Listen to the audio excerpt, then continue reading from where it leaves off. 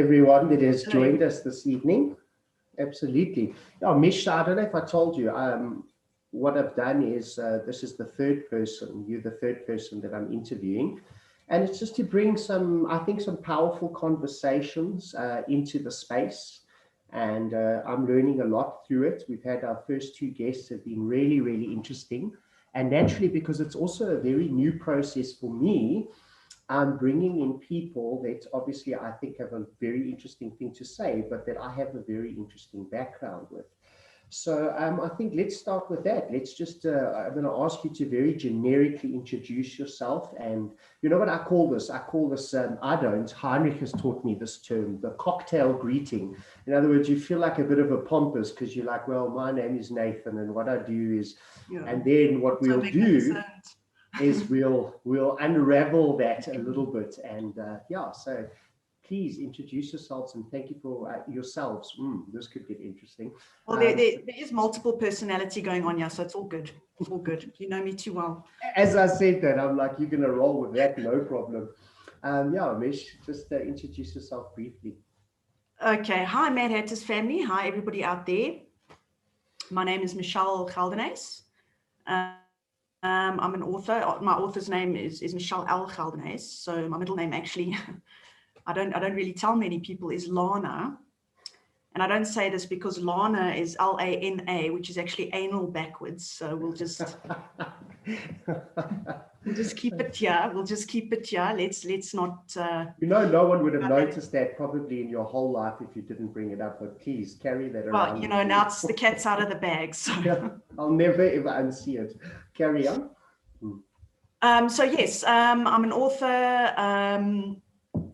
I'm passionate about, the spiritual journey, about healing, going into, dealing with traumas. And I've written a book called A Guide to Shadow Work, which really dives into, our unhealed stuff and how to work with that. And and I suppose that's kind of in a nutshell who I am. Absolutely. In a tiny nutshell. I think that's one of the reasons. So there's a couple of reasons. The first thing we mentioned, you and I were talking about it just now, because actually we haven't spoken much in the last few years. Part of it we'll go into when we dive into your story a little bit. You were also overseas for quite some time, but we were actually childhood friends. From, I don't know, what age? From about 10.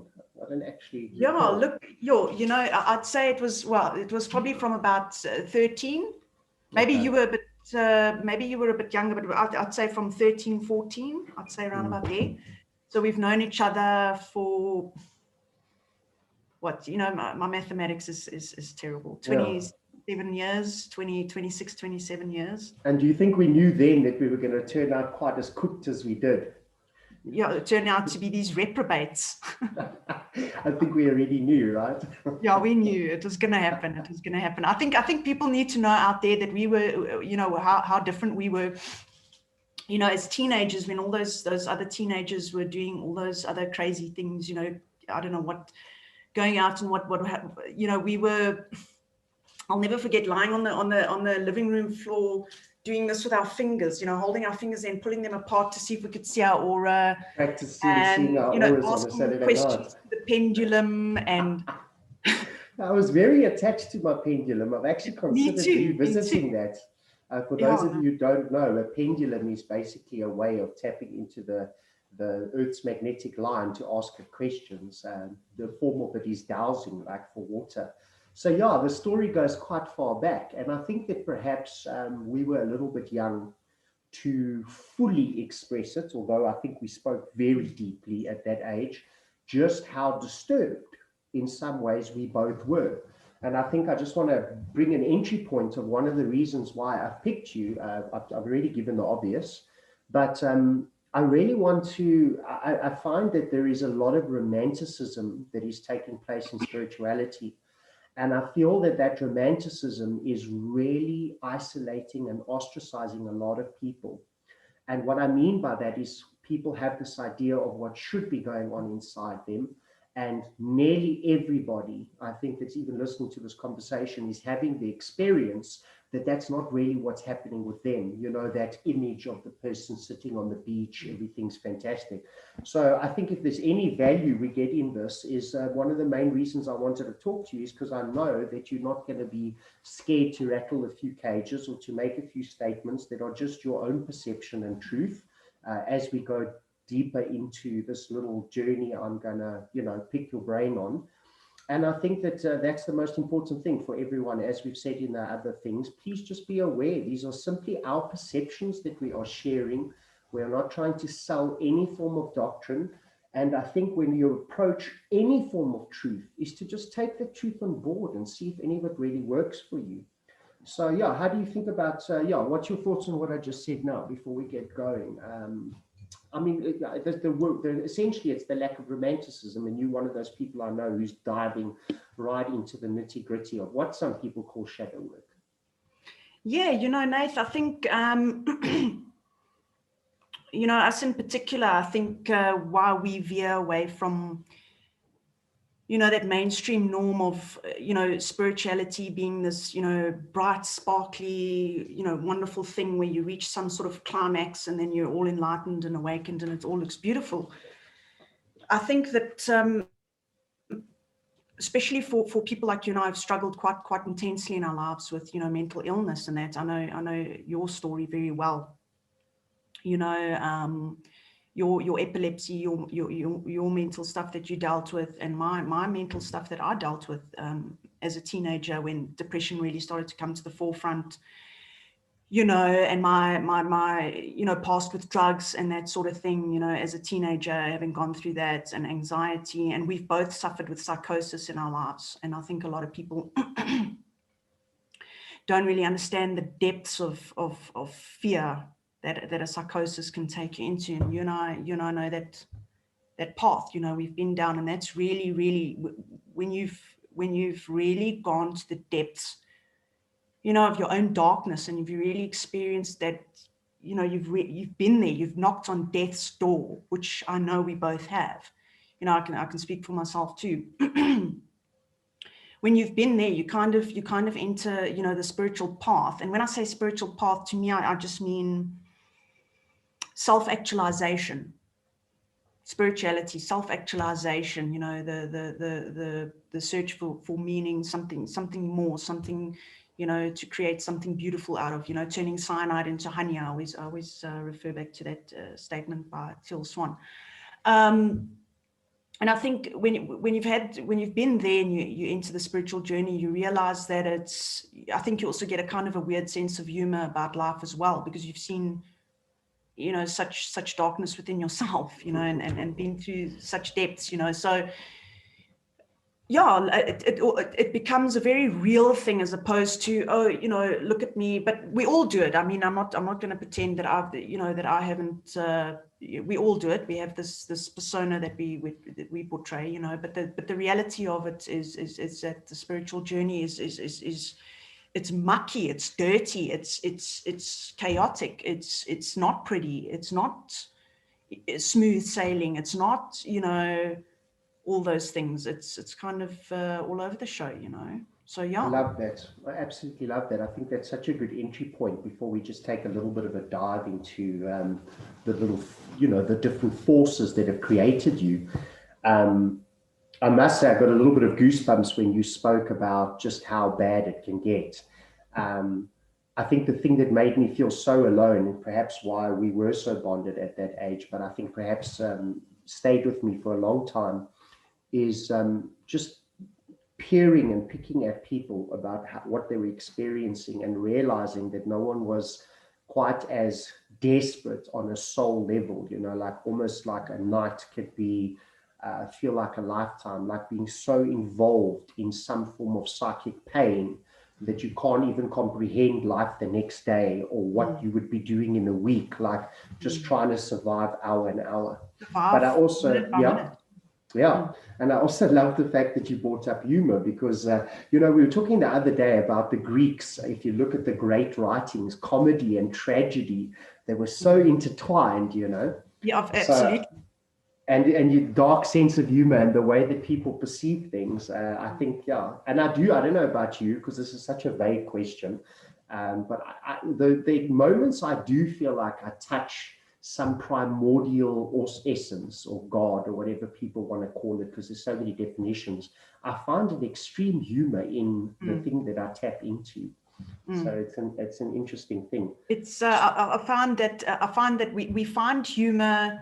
I've noticed that we find humor in people taking things too seriously, you know, and that's where this humor, because, you know, it's you kind of, I think you kind of get to a place in life where you realize, yes, life is painful and there's been painful stuff, but it's also just this kind of a big, almost like a big joke that you either get or you don't get.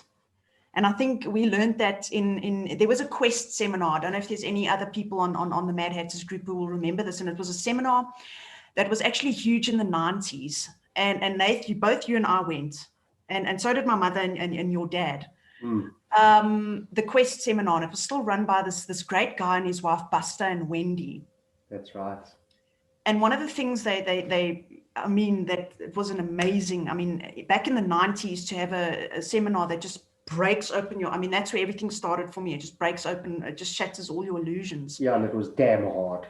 Yeah. And they basically said in their life is a joke, and you get it or you don't. And not to diminish what life is and what you want in your life and all of, not to diminish it. But if you get the joke behind everything, then it just, you kind of always looking at life with these eyes of humor that often comes across as dark humor, but you kind of just like, guys, come on. It's always beautifully kind of said. It's beautifully said, Mish, because we're talking about this relationship between, we're joking about the Greeks and how they spoke about this relationship, but essentially, I mean, a lot of guys, James Joyce, a lot of the great dark writers, they basically said that, like, your search for meaning and your search for purpose, and which is currently what I'm tackling, is at the moment a series of talks about meaning and purpose, but is essentially of some way of just trying to deal with this absolutely terrifying idea that you're born and you die and no one, if they're honest, knows why. And if you take it too seriously, you will lie in bed at night and shit yourself and be like, oh my God, we're all insane. And I think that the question of humor and what we are about to start, well, we've started deeply discussing, I think it's really important that we're aware of the fact that no one knows what's going on, and that the role that humor plays. I mean, I've watched how you dance with humor, and I know that I'm similar, and I know some people find it quite offensive, but quite honestly, it's not masking my pain. I don't know what your experience is. I'm like, I literally see it that funny sometimes, and when I'm in pain, I feel the pain that intensely. It's just, you know, like I have to stop and laugh. Yeah, so, Michelle, tell me something. Here's a let's begin kind of with a certain thing. It's not that hard to get out of you, but you've taken on some big things in your life, and I know you've got some big struggles, but you're on a serious search, and you're obviously getting to affect a lot of people in your life with what you're discovering, and I'm hoping more and more as you go. But what would you say would be the original things that started almost making you realize you were going to go on a spiritual journey? I mean, when did it start? Like, what did it start with? A series of problems? Or can you think of any particular moment where you realized that you were becoming particularly inner focused opposed to how other people were? Well, Nath, yeah, I mean, I guess, you know, for me, two paradigms kind of collided, you know, early on for me, you know, at the age of like 17, between the ages of 17 and 19. I got mixed up with drugs, and I, you know, went on a it was a dark roller coaster. I mean, there were good times, but it was mostly, and spirituality just, it's almost like it came looking for me. It sort of collided, those two lives sort of collided with each other like that, like boom, you know, this at the same time as I was mixed up in all of that nonsense. I'd gone to the Quest seminar, and I started, you know, this whole other world sort of became apparent to me, you know, that we create our lives, you know, and it's still something that a lot of people don't want to have to face a sort of a fact that people don't really want to face, because it's about taking responsibility for your journey and for yourself, you know. And this reality sort of hit me that you know, we create our lives. I create my life, and I really wanted to experience being happy and joyful, and I wanted to experience love like everybody else. You know, I really wanted that, and I got to a point where I just realized that that's in my own hands, and I've got to create that. I've got to create that path. And so I started seeking as much as I could. Spiritual modalities, self-help books, seminars, workshops. I just went on this, you know, but at the same time, like I say, it's not, you know, the spiritual path or journey is not something that it's all of a sudden when you start it, it's beautiful, you know, rainbows and sunflowers and what have you. It's, it often runs congruently at points with very, how can I say, self-destructive coping mechanisms and whatever. It can run quite congruently with that, you know. So in my 20s, again, I had an alcohol problem where I drank pretty heavily, you know, to escape. I suppose I've always had very deep emotions and a very different kind of understanding of life, and this yearning to understand, you know, the universe and where we come from, and how, you know, where the soul goes, and what, you know, life after death and all these crazy things, atoms, you know, the atomic world and those sorts of things, and all these things going on in my brain, and deep feelings and emotions and feeling energies and things like this. And it was too much, I'm not going to lie. And alcohol definitely, how can I say, sort of diluted all of that, you know. And so I struggled with that, but there was always this, Michelle, there's more. You got to step into yourself. You stop running from, stop diluting yourself. Stop. It was always there. It's not even something, I'm not going to lie to you, Nate. It's not always something that I made a conscious decision. Okay, well, now I'm going to leave this and go on the spiritual path. It came looking for me. It came seeking me. It was always there. I opened the door. It was there. I opened the window. It was there. I woke up in the middle of the night. It was there. I couldn't escape it. There was always this thing going, and it's most likely my higher self or my future self. I believe, you know, the higher self is a future version of ourselves, but she was always there going, you know, tapping, going, come, you've got I work like to that explanation, hey, Michelle, because I'm just thinking, listening to your story, you know, no matter how I was behaving, whether I was being a super hooligan or so lost, or whether I was so desperately deep in my own pain, in the background, even though I might not have been acting spiritual, there was this constant thing of everything was contextualized into a greater meaning, and whatever that was. And it's not pretty. It really isn't, you know. But that burning desire is something that I know that has been in you for a long time.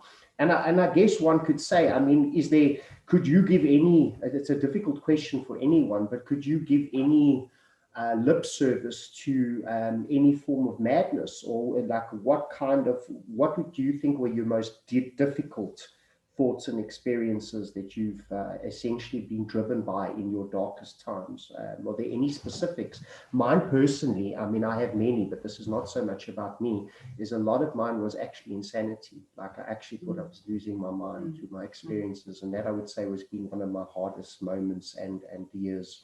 Any particular things that you've really wrestled with that No. have been themes? What have themes been for you? Well, Nath, I definitely resonate with what you said about feeling insane. I mean, there's a very huge part of my life where I thought I was crazy. I thought I was insane. You know, there's just the stuff going on. Yeah, I definitely diagnosed myself as completely insane. You know, and I think that drove me to self-destructive patterns and things like that. You know, and things until, you know, it all comes to a point of accepting this. It's this that we got to accept. It's, you know, when we talk about accepting ourselves and loving ourselves, it's this. It's this brain that we here to love and learn to accept in those things. And it's only when I learn to accept. So yes, definitely feelings of absolute insanity and self-judgment.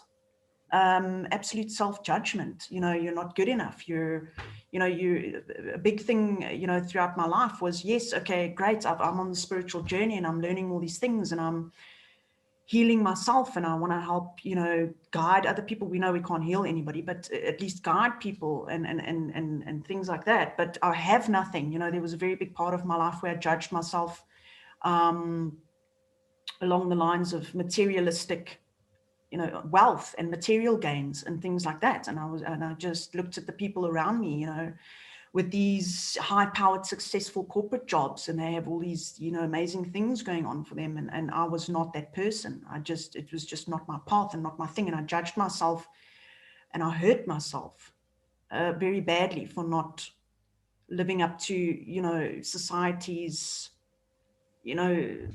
levels of success or how can I say, definition of success. It's only very recently, in fact, where I've learned that I have a very different definition of success, and success is actually a very, very unique thing for each and every person. It's not, this external, there isn't one, it's very personal and it's very unique for everybody, but it's only like touched on that.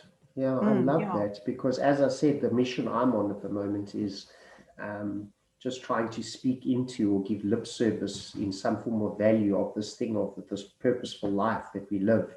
And I'm discovering that it is such a personal thing, isn't it?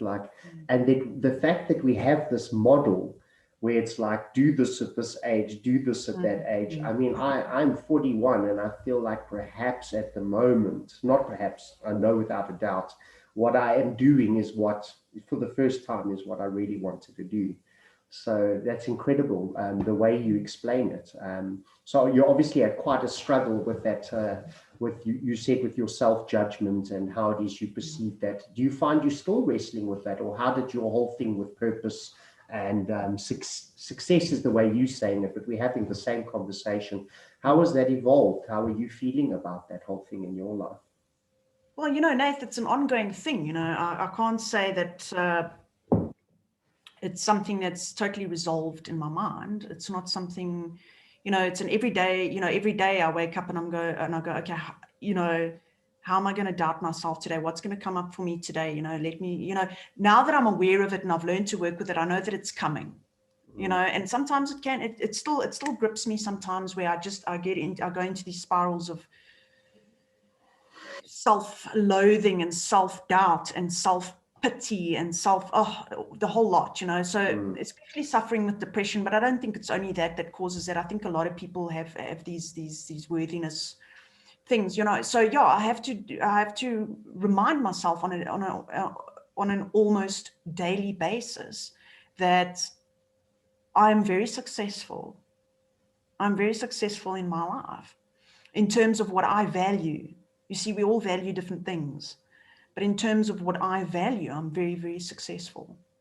And I've found that since I've created that mantra in my life, a lot of things that I believed I never had before are sort of starting to flow into my life. More abundance is flowing into my life because I say things like, I am successful, and I believe it because I've defined what success means for me. So now when I say I am successful, it vibrates.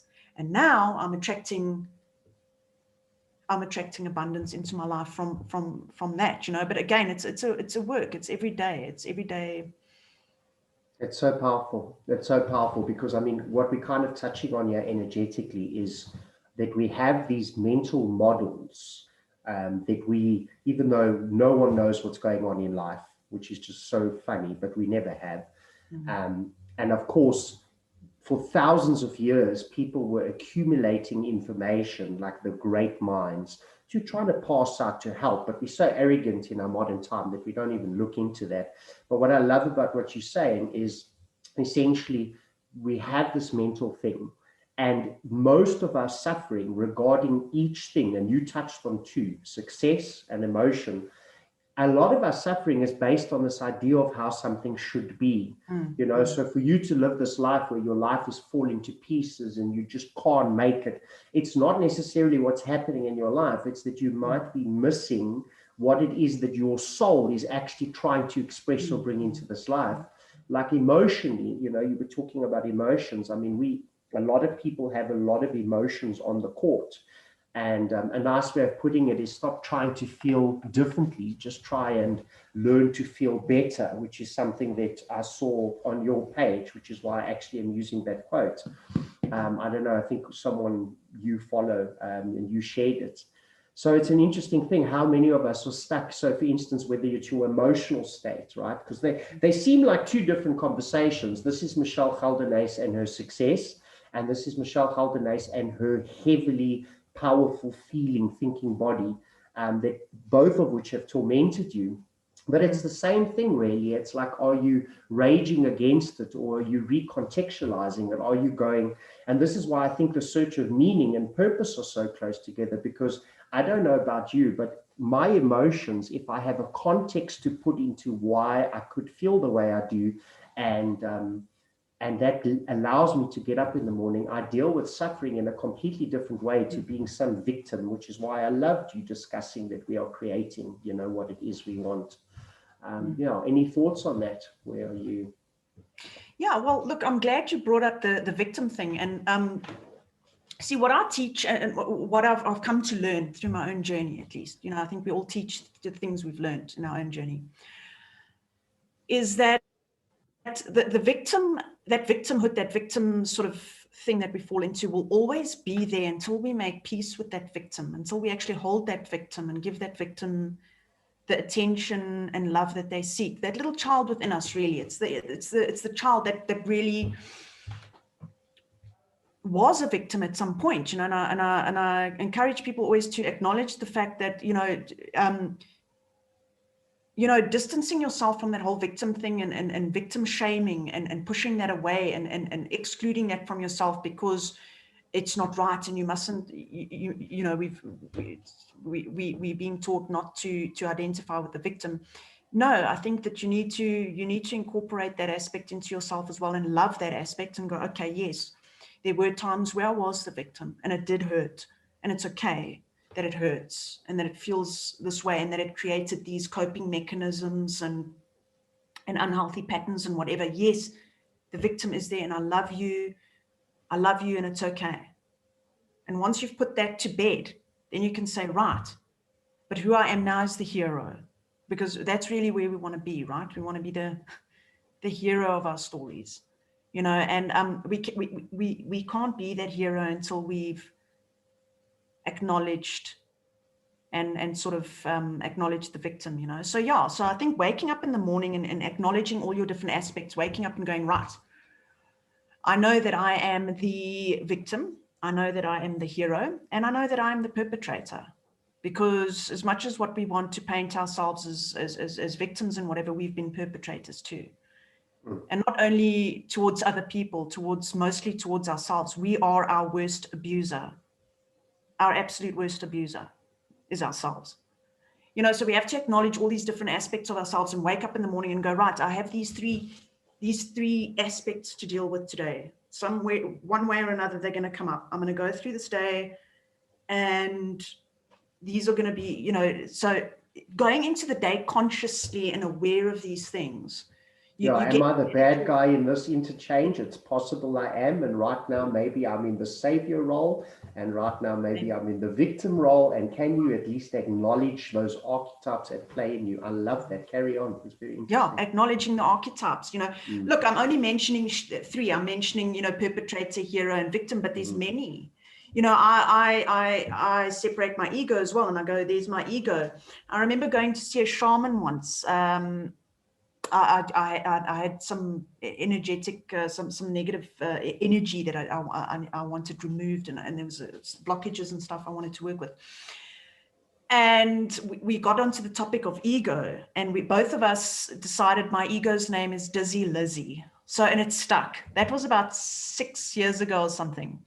6 or 7 years ago, Dizzy Lizzie. So I've got my ego's Dizzy Lizzie, and then there's that, and you know, and there's these, and there's depression, Mad Max, and there's, you know, and there's these, you know. So I know these characters are with me. Okay, they walk with me, they're with me.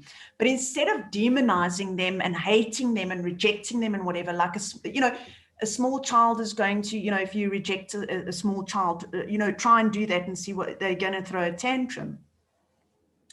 And these are what these aspects do, so if you can just, know that you're walking through life with an entourage, you got this, that's what being human is all about. We came here to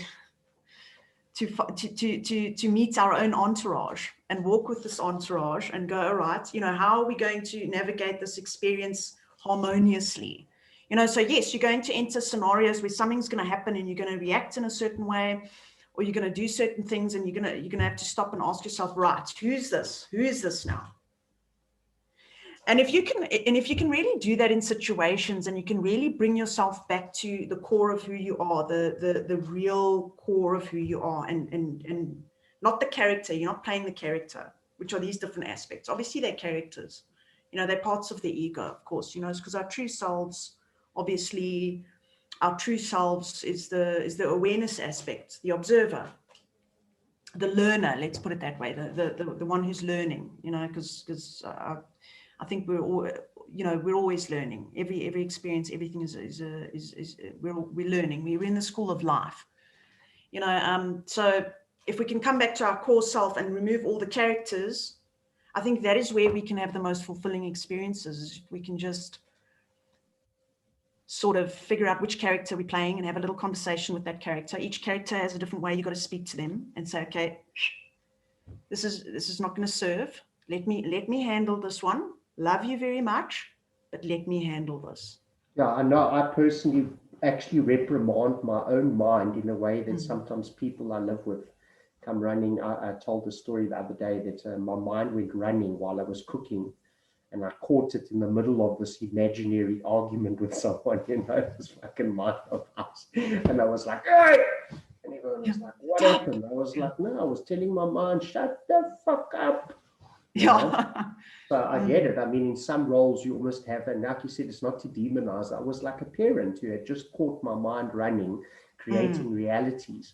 And what's interesting? I don't know. This is a very interesting line of conversation, and I think it's very valuable for a lot of people. Is what I've noticed is people tend to go through I don't think we can ever make it hierarchical, which is what we try and do in spirituality. In other words, 11 becomes 12. But I have noticed that there's very distinct waves to our experience, and people tend to find those archetypes in a certain period of their lives. I usually say this in the early spirituality, but who the hell can actually even measure? It's such a ridiculous idea. But they find those archetypes in everybody in the world, that guy's evil. I can't believe what he does. And this is the dishonest one. And this is and so at odds with the world, like all those archetypes, just so, and it's almost like at some point, you don't really make peace with those archetypes. You start then experiencing all those archetypes on the inner level. And it's only once you can almost realize that everything that you perceive is out at play also in you, can you, first of all, what you sharing with us so powerfully about how to create this relationship of acknowledgement, because the one thing we know in shadow work, we talk about it in Wake when we create a container, is as long as something is acknowledged, it can't hide, it 100%. can't create chaos. If I'm going to tell you, look, this is really what I'm doing, and, it brings it into the light. And to have these characters basically standing on your basketball court, and all of them have a vest on, not being sidelined because Michelle or Nathan are in such a, they don't want to acknowledge the jealousy monster, and he sits on the sideline there, he only gets orange peels. And because he's not bought into the game, another very powerful thing is said is, and I experience the same thing, as they tend to dominate, like the ignored children. I think you spoke about the children. So I love that. And then while we become aware of these inner aspects of our lives, then, and I think that's where we maybe some of us have to have quite a divine experience when we realize that all these archetypes are at play within us. And then I don't know about you, we spoke about madness earlier, but then subjects like me, I, them, they, awaken, they start becoming a little bit more complicated when you're having this diverse experience of how many parts and frequencies and of you there is actually going on inside you, Carry on. What do you, what are your thoughts? It's interesting. Yeah. So it's interesting what you've said. So I think a lot of the misunderstandings and a lot of the misunderstandings and assumptions that happen in the world, and conflicts and what have you between people, is that we'll meet someone or we'll bump heads with someone because we only see one archetype in that person. As I explained, we have many within ourselves. And we'll find one archetype in somebody and we'll go, that guy is a perpetrator. And we'll label that person as one thing. We'll go, oh, shame, that person is a victim. Or that person is that person. And we'll label them with one aspect. And and I think it's very damaging not to realize that everybody in this world, everyone that you encounter is a myriad of aspects, a tapestry of aspects, should I put it that way? I mean, we can create a list that can carry on forever, but or almost forever. But if we can realize that people, let's say, for example, you're working at this company and you really hate your boss and you've labeled him as the arsehole. He's the arsehole. But what I think we forget that he's not only that. He's got many other aspects. He's also a victim. He's been a victim too somewhere. He's also a hero. He's also many things. And I think that if you took time to get to know the people that you kind of label this way, it's like that saying that says, don't judge people. You don't know where they've been. You don't understand their journey. And I think this is what a lot of people do, is we judge each other on face value, If someone saw me on some nights or some days or some conversations or some periods of my life, including myself, I honestly would have thought, well, this guy is such a fucking scumbag. Like, seriously. So, I mean, if I can do that to myself, I can imagine if I caught somebody else at a certain period of their lives, seeing it from my limited perspective, I could be like, wow, look at this. Like, he's a real piece of work. Or look at this girl, she's a bitch, or she's whatever, it doesn't matter. We kind of box people into one aspect, and go, that person is that. And I think that's where a lot of our problems in life come along. It can get as deep as a parent that we had growing up that possibly shaped us, possibly hurt us. And sent us through our entire lives with a bleak look on something, a bleak outlook on something. And we only see the parents as that. And we forget that they have other aspects too. They struggled with something too. They're a loving person too. They're this, if we can just realize, that people have these aspects to themselves that, that's what I learned from going into myself and learning about myself and learning that I am these things. I think there's people out there who've experienced a part of me and might have said, this girl's a bitch. She's a straight A bitch, or she's crazy, or she's this or that, or whatever the case is. And I know that that's a fact. And I know that I carry that within myself too. I have those aspects for sure, but I have many aspects. And that's where making peace with ourselves and self-love comes from, is looking at all these aspects and going, yeah, there are those aspects that I'm not proud of, that are unevolved and full of shit and judgmental and whatever the case is.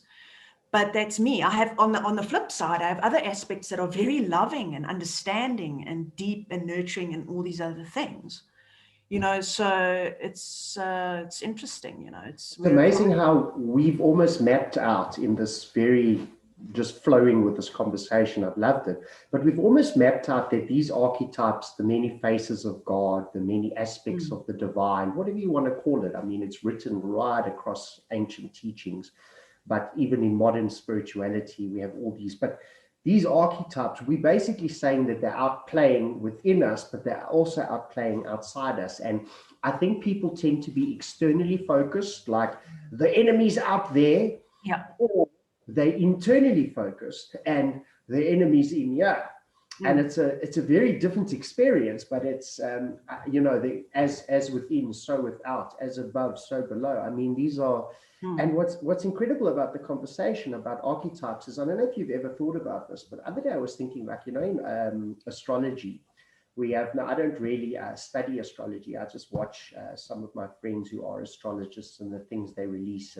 But I mean, I've got an understanding of it. And in astrology, there's this idea that these perfect planets, no accident, right, are aligned in your life. And that, let's use Mars. Now, Mars represents that certain energy. And you know that when Mars is coming into your life, that it brings the positive and the negative possibilities. And there's just an influence and how you react to that influence. Okay, so now the reason I'm bringing that up, imagine if we looked at archetypes in that way. Imagine that arsehole boss that you're bringing up. Imagine if we realized that the people that are making these circles in and out of your life on a daily basis or on a yearly basis, or like you and I, who have a profound effect on each other's lives, but seem to only do it when we connect every year or two. Can you imagine if we perceive these outside archetypes or characters coming into our lives just as these planets that have a certain influence? He makes me angry. He also allows me to grow if I can face that, and sit there in your life and watching, oh, there's mom, she's that archetype. And what are your thoughts with that kind of that we're all planets, that we're all planets for sure. No, I love that. That's, I always say everything is always spinning. Everything is spinning. The planets are spinning, our atoms are spinning, we're spinning, and we're all creating gravity around us, even though we don't, perceive it. And when we often attract, we often attract our own little solar systems around us, of different characters. We create this little solar system. Yeah, and definitely, I think that we will attract, what's needed in our growth. Like that boss, when he's being an arsehole, could be like what do they call it? The retrograde. Yes. Yeah, the planets are in retrograde because like this crazy person's come into your life, or, yeah, definitely. I think that, I think it's all set up. I think that it's all,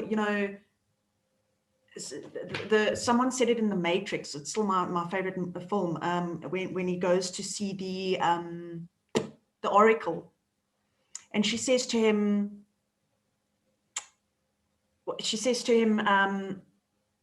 everything has already happened. Your job now is to try to understand why. So I love that. So it's almost like everything's been set up. It's this whole spinning of energies coming in and out of each other's lives to teach and grow, with the end result of us all reaching our highest expression, which we already have, because time is not linear. It's all happening now. It already has happened. And it is also still happening as if it hasn't happened. So I think that we need to, as you said, become more aware of who's coming through my life, who's orbiting my reality at this point. What is it teaching me? How's it moving? I mean, if we're 70% water, right? I mean, who's that moon that's coming into your life to make these waters all go all crazy and wake you up? You know those moons. Sometimes we have a moon that comes. But yes, it would be an interesting way to look at it. Like, what is the solar system? If you think of your environment and your reality as a solar system, what are the stars saying to me? What is this? Am I in retrograde? Who's coming in to shake things up? Who's coming in to bring calm into my life? But at the end of the day, it's all for the purpose of growth and alignment. I mean, the universe, let's be fair, the universe has a very, very divine plan. I love it, because I mean, if we talk shamanically and we just talk about plants, if you think about like an acorn or a seed, right? What people don't realize is, if we were to say we all seeds, right? Absolute intelligence or a massive tree is implied in that seed. It hasn't happened yet, because you're talking about time and our experience of time. I mean, when I hold an acorn, the acorn tree has not happened yet. But the thing is to start to almost tap into that level of divine possibility or responsibility, which is the way you've been putting it across, that once that seed exists, being you, that every force and every pressure and every thing that is required for you to become the exact tree that is already implied within your very cells, just like that seed, it's implied. And to get out of this, oh, something's gone wrong, I shouldn't be on this planet, I shouldn't have had those parents, to tap into that whole, because I'm sure you see that in coaching quite a lot. He's trying to get people connected to the fact that perhaps nothing's gone wrong. That's a difficult thing in shadow work. Yeah. I'm glad that you brought that up. It does come up a lot in coaching, and it's come up in my own life as well. And I actually want to share something with you. I was driving the other day and it came to me. I was, having this conversation with myself as I was busy driving. I think luckily now I feel a lot more comfortable doing it because, I could have a hands-free kit, right? So everybody else driving next to me sees me talking, and they don't know there's no hands-free kits in the car. It's just me and me having a good old convo. So, how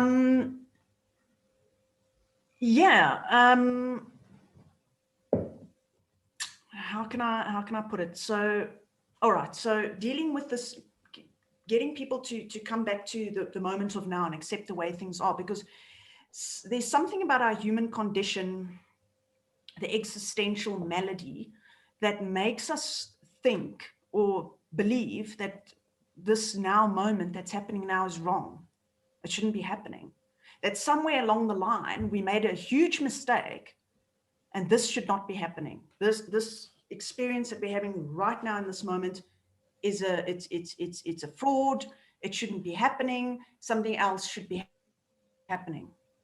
And it's kind of the weirdest thing to deal with because logically, that is the most illogical, insane way to think of anything. How could this moment that is happening, how could it be wrong?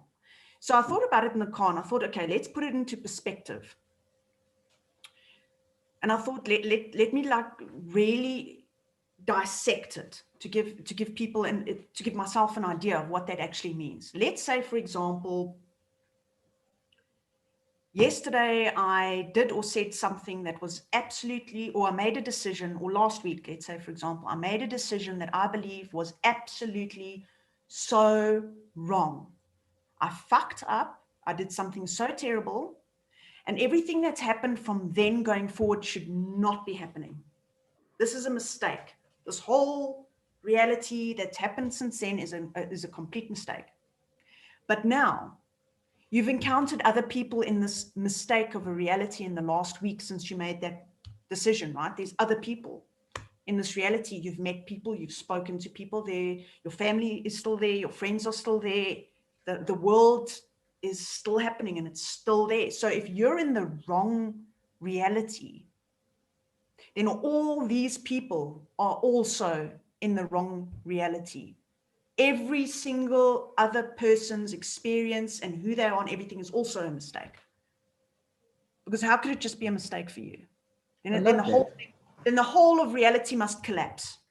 I love that. And obviously because it's not, and because everybody is still there and everything is carrying on, it's all meant to be because it's all intertwined. We're all intertwined. Absolutely. And whether those things, as some of the quantum guys suggest, might all outplay still means the absolute perfection, It's an incredible conversation because I've realized at stages that, and I mean, if you read some of the great masters, which I know you do, like they talk about this level of enlightenment being to get to the point where you eventually realize that you are.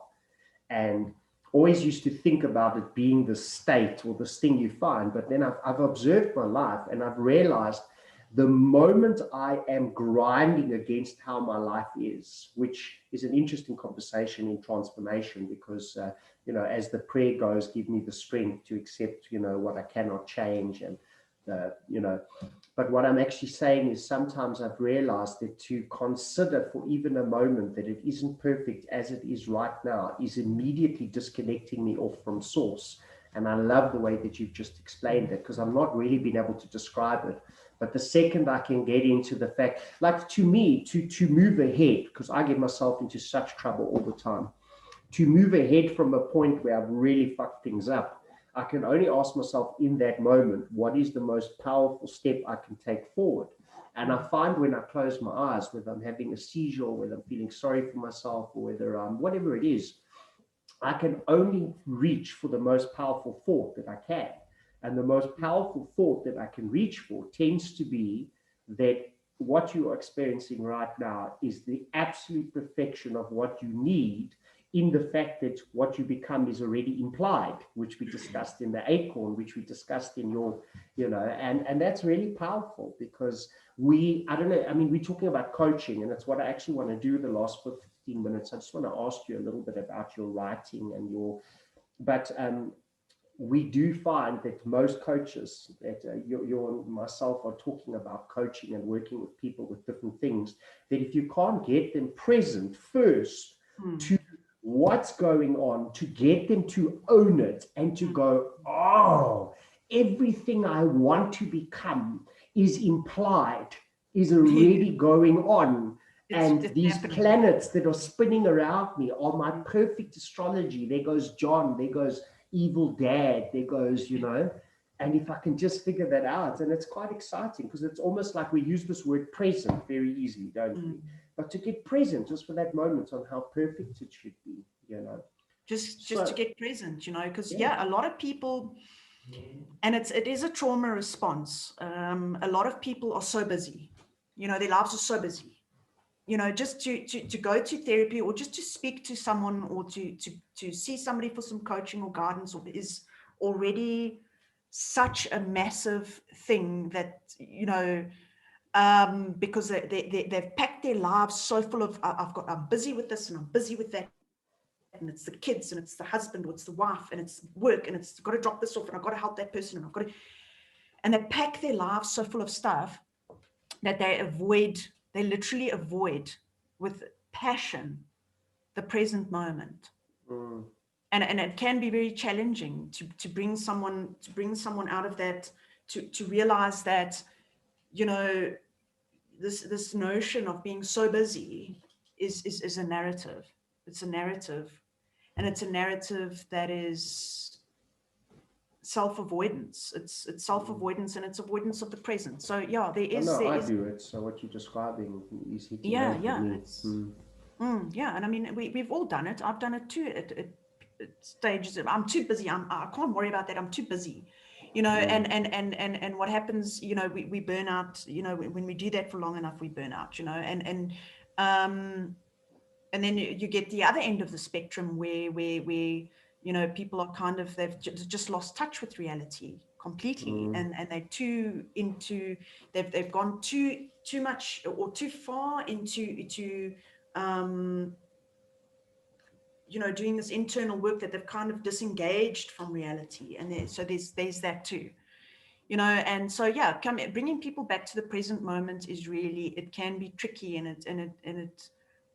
it really means understanding these different, understanding the spectrum, where the person is on the spectrum, I like that you brought up that being inner focused can also become a disorder. I mean, I think it was Walt Whitman who spoke about, if a man is too much man, he goes crazy, and if he's too much God, he goes crazy too.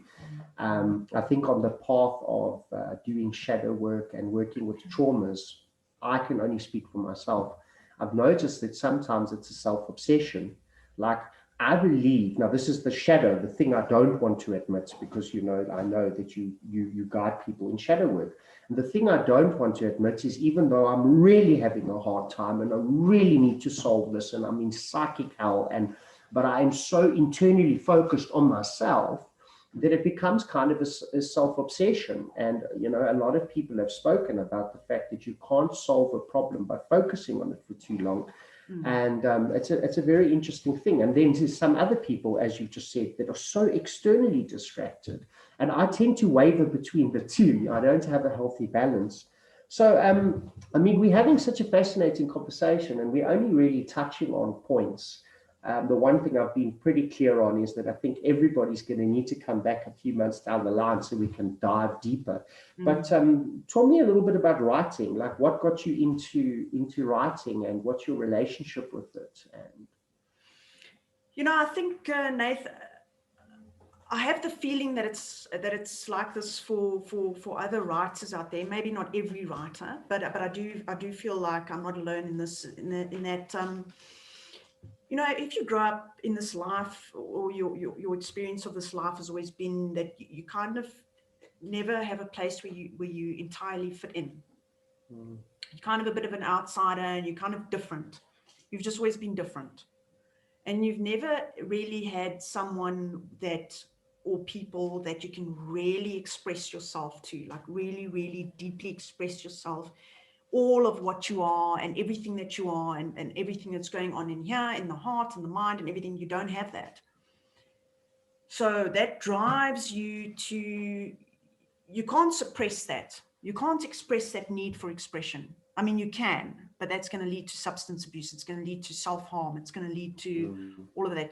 We need to express ourselves. We absolutely, absolutely need to express ourselves. So for me, I find that expression in writing. I find that, you know, I sort of, how can I say, I surrendered that need to have a physical person there to express to, and actually realizing that I can express myself through my words and put my words out there for many people to see, whoever wants to see it, and all of that. So I can still express myself, and, you know, it's really a means of expression, because it's, you know, it's important. It's I think I would go mad.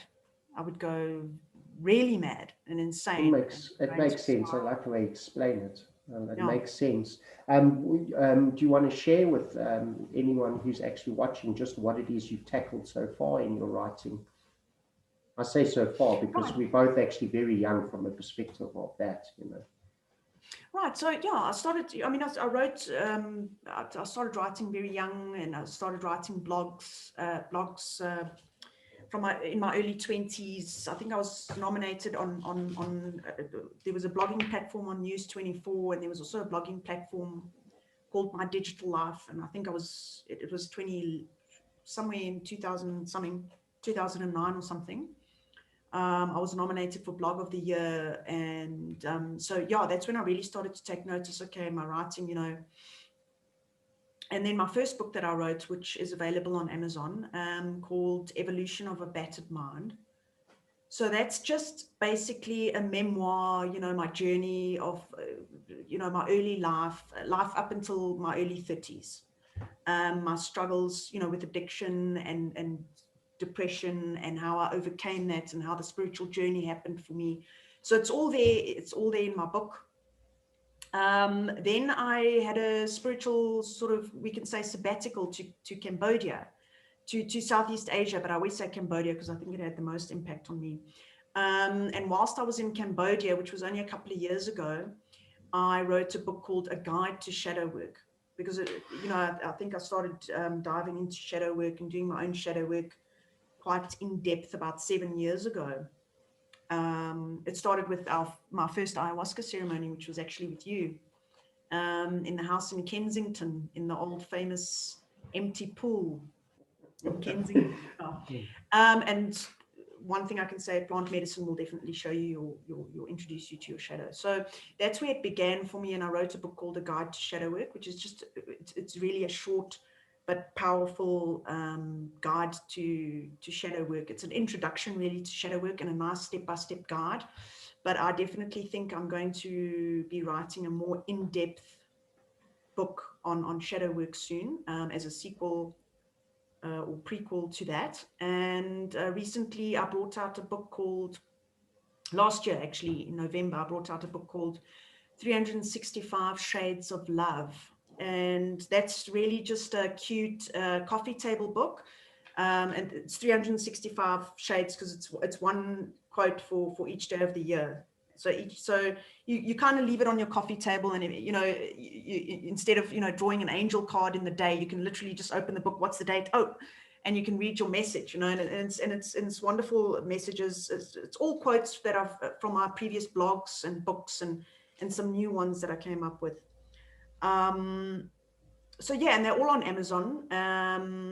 I can, you know, I'll put, you know, I'll perhaps post a link to them on the Mad Hatters group if people want to check them out. But yeah, so I'm very proud of the work that I've done. You know, although as I said, I do have that inner critic. You know, so every time I've brought something up, or published a book, I go into like the spiral of beating myself up for like a month afterwards. Like, oh my God, how could you tell people this shit?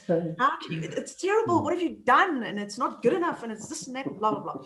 But that's just, you know, I know it's coming, and it's all good, you know, and I deal with it. But I encourage people to definitely, if they have something that they want to say, write a book, get it out there, write a blog, do, you know, paint the picture that you can see in your mind, write the song that you want to write, get it out there. It doesn't matter what your inner critic says. It doesn't matter what anybody else says. It's just do it. Just do it.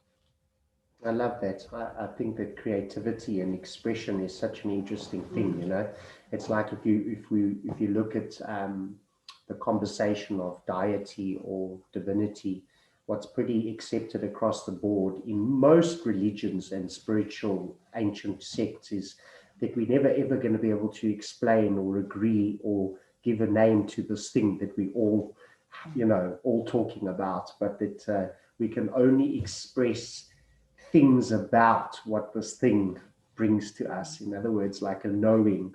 And that's where art and music and words and all of this is born from this divine fountain, but that no one will actually ever be able to define the fountain. So creativity, I think, is such a beautiful part, you know.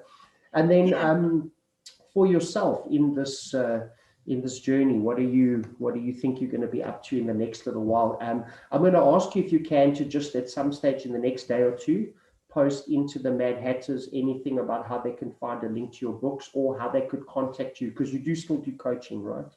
That's right. Yes. Thank you for reminding me. Sometimes my mind goes and I forget. So yes, I do coaching as well. I coach in shadow work, and I'll post a link to my shadow work group on Facebook. But also, if you want to get hold of me, my email address is author Michelle Geldenhuys at gmail.com. So it's author Michelle Geldenhuys, one word, at gmail.com. Otherwise, private message me on Facebook, you know. So yeah.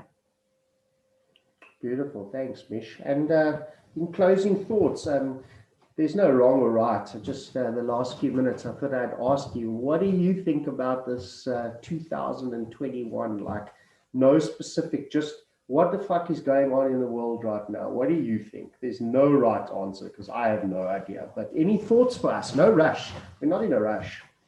Nate, you know what? If I had a rand for every time I didn't know what was going on, I'd be like, where the fuck is all this money coming from? Nate, you know, I feel like the world's been too complacent for too long with things that are just not right. And I think that whatever the fuck it is that's going on, it's shaking things up, and I like that. We need to be shaken up. Our roots need to be shaken up. We need to be shaken up. We need to question what the hell's going on. We need to question the structure of society. We need to question how we're looking after our bodies and how we're not looking after our bodies. We need to question what we're doing as a community. We need to question how important connection is. We need to question our own sanity. We need to question what we believe. We need to question everything, and we need to sift through the layers of illusion and find out who we really are. And I think that, if anything, what's been going on has been pushing us into that. It's definitely been pushing us as a collective, you know, globally. It's been pushing everyone and nations and families and societies and everything into realizing who they are and questioning who they are. And relationships have ended, like have gone through the ringer, because people have come face to face with the shadow aspects of everything. I mean, you know, the globe, the world has been doing shadow work this last year, whatever it is. It's been shadow. It's all shadow. So yeah, whatever it is, I think that we need to take this opportunity to really rethink how we've been living, how we've been treating each other, how we've been treating the environment, how we're treating our bodies, how we're treating our minds. You know, it's an opportunity to rethink, to reset, to revive, to reinvent.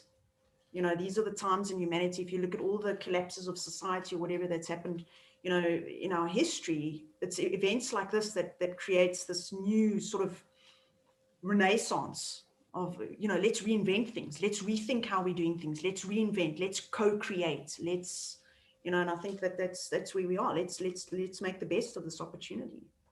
I love that. I mean, even in Vedic astrology, I don't know if it's Vedic exactly, it could be Hindu, but I know that, there's these mighty 26,000 year spirals, and we're just crossing over one right now, 100%. And I love the way you're explaining it, because I think that we get a little bit lost if we fight about exactly what is going on, because that's like with any truth, is to link too strongly to one truth puts yourself in polarity. And I mean, we can sit and argue about the nitty gritties and, it's this and it's that and it means it doesn't matter. What are the feelings? What are the changes that it's inspiring? How is it going to, how can we take what's happening and create something beautiful from it? How can we transform the cyanide into honey? That's where we are. I love it. I remember actually, I don't know how old we were, young teenagers on the basketball court once, and you and I were having this conversation. It was always a crazy conversation, but we were talking about whether we were scared if aliens came down and announced they were here, or if the world, there was a world-changing event. I don't know if you remember this. And you said something to me along the lines of, look, that does scare you a little bit, like the whole of society changing, but that you were more afraid that it wouldn't. And that really stuck in my mind because of what you're sharing now, What scares me most is if things don't change. That scares me. But obviously change is inevitable. I love that. So I think it gives us courage. Yeah. I think it gives us courage in the eye of this cathartic events that we're in, But it's interesting because we are very disconnected to ancient wisdom, and we think we are this spaceship rocketing through the universe, completely random monkeys, like clinging on, trying to figure out what the fuck's going on. This is how disconnected we are from the divine. And that it's 2021 and all this accidental stuff is going on. And if you just slow down and you talk to someone that studies ancient stuff, they'll be like, well, they've predicted this, and this is this change, and we are, and it's just, it's a fascinating thing that we, there are far more. We spoke about archetypes. Archetypes don't just exist within us. Our entire evolution has archetypal stages. The Renaissance, the word you used, the Middle Ages of unsurety, and we are definitely in a birth-death spiral right now. Like the way something opens and something dies at the same time. And we just don't really know what it is we're birthing or deathing, but we are all experiencing it on an internal level. 100%. And that's why fear is, I think, so prevalent. And to do the shadow work right now with a good guide or coach or book or whatever it is that you do, I think it's really, really powerful. 100%, 100%. We definitely, death and birth are inextricably linked. Death is birth, birth is death. So I think it's just been ramped up. I mean, the speed at which it's happening now is more intense than we've, I think, ever experienced in our lifetimes, and at least for the last 1,000 years, maybe. I completely agree. I mean, there's no ways that it's coincidental that these monkeys spinning on this rock are experiencing pressures that we've never experienced before, like pressure from whether you want to talk about the Schumann resonance to the fact that some people are proving that time is sped up, or the fact that we have more pressures from society, from opinions, from the media to, I mean, we like in an information war. If ever there was something to inspire us to journey within, it would be to go and look around and listen to everybody arguing and tearing the fabric of reality apart. Get the popcorn. Yeah. And just pull in and go. Late at night, I can just be like, what's everybody fighting about? Let me see. Let me see. So interesting. That's exactly it. I think one of the most fun things you can do is to go into the comment section of anything a bit controversial and just sit and watch the beauty of Jerry Springer. Yeah, we come. Yeah, the beauty of truth unfold, and to wonder sometimes why it is that we ever feel the need to so powerfully defend a single truth when we know that any truth that we once held has now transformed. So why is it that we don't realize that any truth we hold in this exact moment will soon be a changing? So to really fight for a single perspective is an interesting thing. I don't think that doesn't mean that we can't stand for anything. So yeah, I want to thank you. I found it a very, very interesting conversation. Why do you think, if there's anybody out there that kind of has just joined us for this chat, maybe who doesn't have any knowledge of shadow work, but has recently been exposed to this idea that just chasing the light aspects of yourself and the divine can be quite toxic. It has been my experience, and it has been your experience. What would you tell someone about even what you think shadow work is? No wrong, just why would you encourage someone to go and have a look at doing a little bit of shadow work for themselves personally? Well, it's really comes down to, really taking a long, hard look at those parts of yourself that you've judged. So it's really, people often say, but how do I do shadow work? I want techniques. I want this and that. And it's really, shadow work is a lifelong journey. It's not something that you do on a Saturday afternoon or a Sunday afternoon and then it's done. It's something that it's sitting down to begin with. Sit down and write a list. Put their shadow and light. Okay. Let's not call it dark and light. It's just it's the shadow, and neither are positive or negative. But write down all your positive, aspects of self. And be honest. And it's not narcissistic to do that, and it's not self-absorbed or selfish or whatever you've been taught to see the good things of yourself. Write down all the great stuff.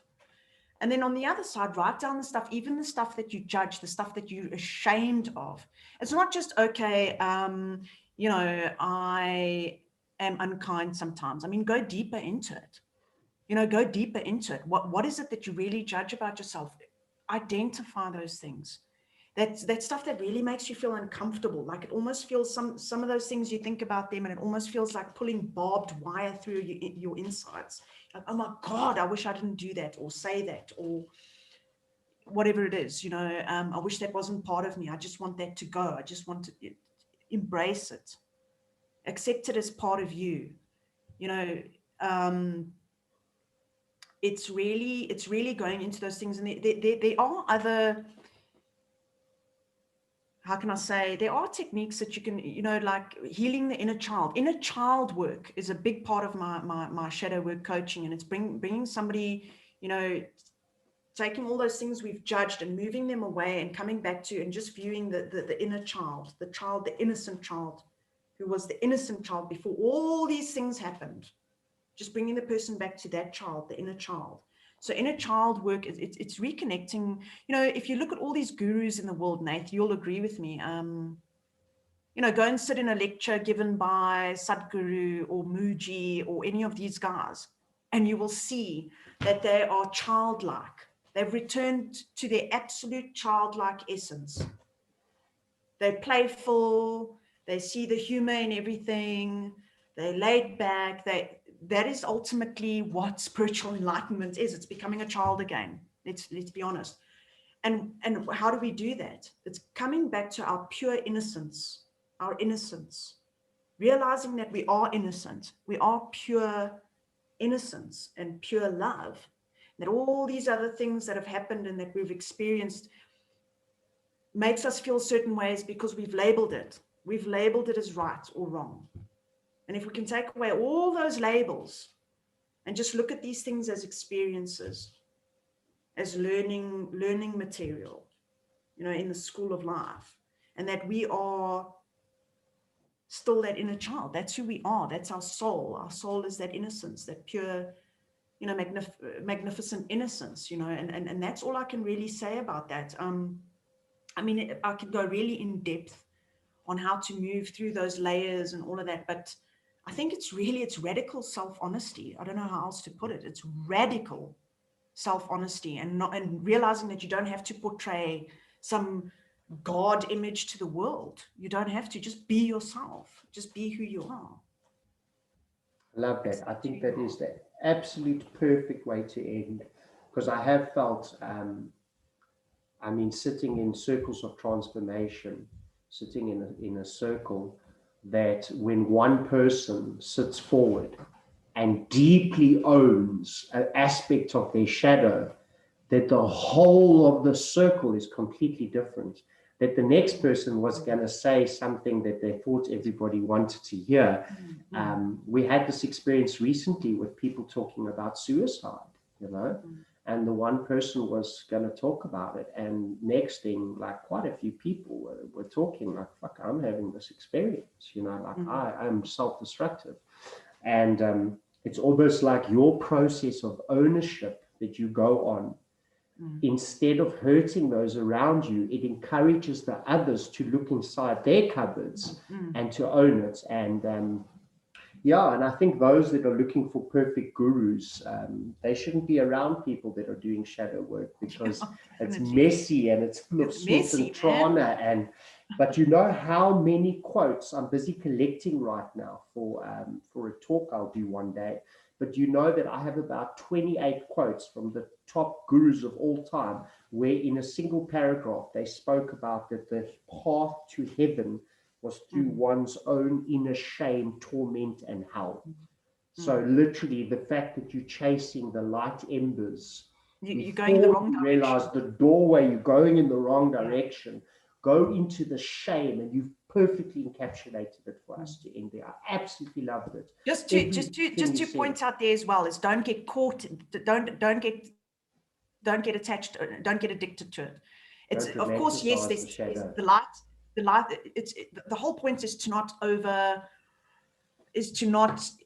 get addicted to either side, is to live the middle way, to acknowledge both sides and live the middle way, appreciate the light and learn from the dark.